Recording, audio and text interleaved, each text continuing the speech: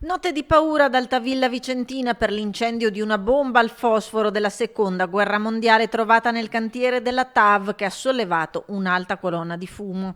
L'episodio ha tenuto tutti con il fiato sospeso ieri sera tra le 21 e l'una di notte. Ordigno che forse a causa delle condizioni climatiche ha innescato la reazione. È stato rilevato una reazione chimica su un ordigno già delimitato in precedenza, una bomba al fosforo che quindi ha dato origine a appunto una specie di brace ardente che ha sprigionato una nuvola di fumo che inizialmente si dirigeva verso nord e poi invece il vento è cambiato e si è diretta verso sud-ovest.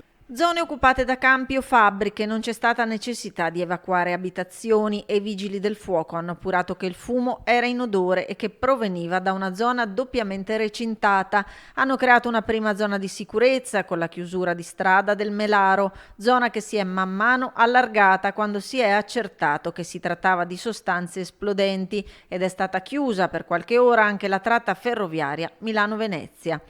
Notte impegnativa, sindaco sul posto con prefettura, forze dell'ordine, vigili del fuoco, gli artificieri dell'8° reggimento di Legnago che poco prima dell'una di notte hanno reso inerte l'ordigno. La bomba è stata annegata in una specie di sarcofago, annegata d'acqua, quindi sono intervenute ben 2 autopompe dei vigili per riempire questo contenitore e ulteriormente è stata sotterrata con l'intervento di una nostra ruspa, quindi adesso è annegata e sottoterra, quindi è stabile già in acqua. Per quanto riguarda il brillamento non si sono date precise perché ci sono altre situazioni in corso e tuttavia noi pensiamo che in settimana la cosa sia definita.